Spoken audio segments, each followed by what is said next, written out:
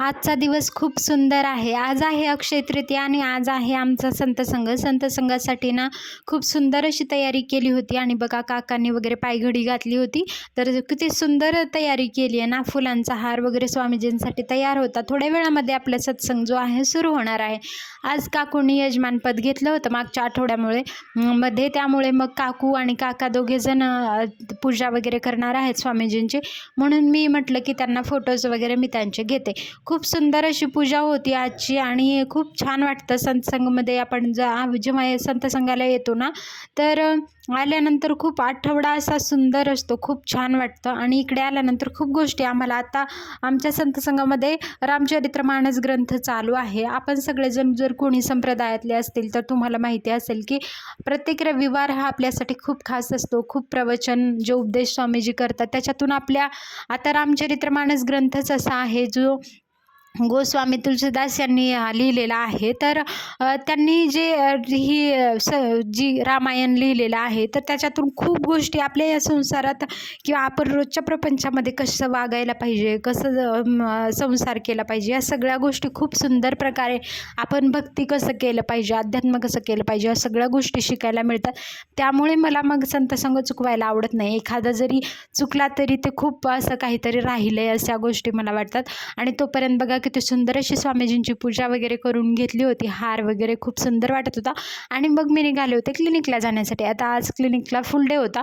मग तिकडे पूर्ण दिवस गेला आणि संध्याकाळी सेवा होती माधुकरी, धान्य माधुकरी जमा करण्याची. आणि त्यामुळे मग मला इकडे मंदिराकडे सगळेजण आम्ही जे सेवा केंद्रातील भक्तगण वगैरे होते ते आम्ही सगळेजण जमा होणार होतो. आजची खूप सुंदर सेवा आहे, कारण धान्य माधुकरी जमा करणं, मागायला आम्ही जाणं, याचा मुख्य उद्देश हाच असतो. गुरूंनी जे प्रत्येक महिन्याला आम्हाला सेवा दिलेल्या असतात 2 महिन्यातून वगैरे, तर त्या सेवेचा उद्देश हाच असतो की आपल्यातला मीपणा जो गर्व आहे, तो अहंकार आपण प्रत्येकाच्या दारामध्ये जेव्हा धान्य माधुकरी इतरांसाठी अन्नदानासाठी जमा करायला मागायला जातो ना, त्यावेळेस एक मीपणा जो आहे, मी कुणीतरी आहे, हा अहंकार गळून पडावा, तो मीपणा आपल्यातील जावा, यासाठी स्वामीजी आपल्याला पाठवत असतात. याचा उद्देश खूप सुंदर आहे.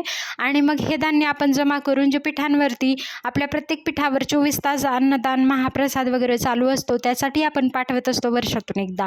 तर त्यामुळे बघा आम्ही खूप जण सेवा केंद्रातील गुरुबंधू गुरुभगिनी वगैरे, मी पण अशा प्रकारे आम्ही सगळेजण निघालो होतो. खूप सुंदर सेवा होती. आज संध्याकाळी वेळ होता म्हणून म्हटलं आपण धान्य माधुकरी मागायला गेलंच पाहिजे. जेव्हा जेव्हा वेळ असतो तर आपल्याला हे सगळं दिलंय गुरूंनीच, तर त्यांची जी सेवा आहे ती एक मनापासून आपण करायची असते. आणि आज तर अक्षय तृतीया आहे, एवढा सुंदर योग आहे की स्वामीजींनी आमच्यासाठी सेवेचा हा योग आणला. मी तर म्हणेल की आयुष्यामध्ये प्रत्येक वेळी हा योग परत परत येत राहावा, अशी सुंदर सेवा. आणि मग बघा थोडी संध्याकाळ झाली होती. आम्ही सगळेजण धान्य माधुकरी जमा करत होतो आणि तोपर्यंत संध्याकाळ झाली होती. म्हटलं अजून थोडा वेळ अर्धा तास वगैरे सेवा करून घेऊयात. आणि मग सगळेजण थोडा वेळ आम्ही थांबलो होतो. इकडे पाणी वगैरे घेतलं थोडा वेळ, कारण ज्या कॉलनीमध्ये दुसऱ्या आमच्या सेवा केंद्रातील गुरुबंधू गुरुभगिनी असतील त्यांनी आम्हाला चहा म्हणजे पाण्याची वगैरे व्यवस्था केली होती. आणि बघा अशी सुंदर आमची सगळ्यांची भजनं वगैरे म्हणत, आमचे संत संघातील जे गुरुबंधू वगैरे होते त्यांनी सगळेजण असं भजन वगैरे म्हणत आम्ही निघालो होतो.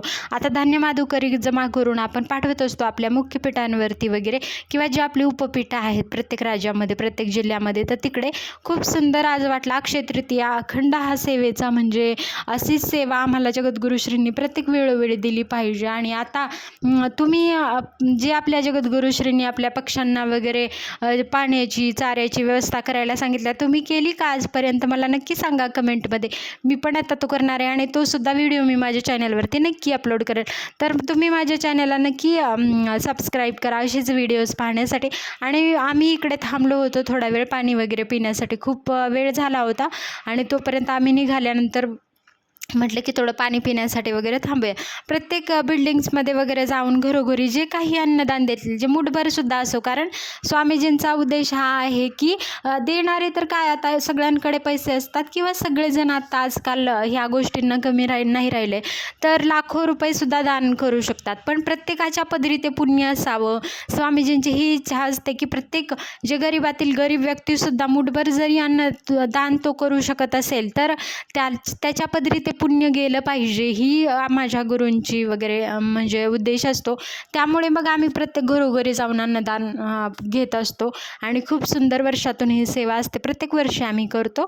तर मी म्हणजे मी लहान गावाकडे होते ना तेव्हापासून पण मी ही सेवेला जात असते. मला खूप सुंदर वाटतं. आणि मग बघा थोडीशी संध्याकाळ होत आली होती, तोपर्यंत आम्ही म्हटलं की आता भजन वगैरे म्हणून मंदिरामध्ये जाऊयात, थोडा वेळ फोटोज वगैरे घ्यायचे होते आणि मग नंतर आपण घरी जाऊयात. अक्षय तृतीया आहे त्यामुळे मला स्वयंपाक वगैरे करायचा होता. आम्ही पोहोचलो होतो मंदिरामध्ये आणि आज बघा धान्य माधुकरीची एवढी सेवा झालेली आहे, जी समोर ठेवली होती. आणि हे धान्य मग खूप दिवस असं जमा करून जे जमा होईल तो एक निवडून वगैरे धान्य ते आपल्याला नाणीच धामला पाठवायचं असतं, जे गहू तांदूळ वगैरे असतील, डाळ वगैरे. मग आम्ही सगळ्यांनी फोटो काढण्यासाठी इकडे थांबलो होतो. खूप जण होते आज सेवा करण्यासाठी आणि अशीच सेवा मी तर स्वामीजींच्या चरणी प्रार्थना करेल की अशीच सेवा आमच्याकडून वारंवार करून घ्यावी, अशीच अक्षय तृतीयेच्या दिवशी हेच मागणं मी स्वामीजींना मागेल. आणि आजची सेवा खूप सुंदर झाली, छान वाटलं. आणि मग मी निघाले घरी जाण्यासाठी. आता घरून पण फोन येत होते, कारण ते सेवेसाठी मला कधीच अडवत नाहीत, कारण त्यांना हा सगळा सेवेचा निस्वार्थ भाव वगैरे सगळं माहिती असतो. तर खूप छान वाटलं. चला तर भेटूयात पुढच्या व्हिडिओमध्ये. चॅनलला सबस्क्राईब करा. जय सियाराम.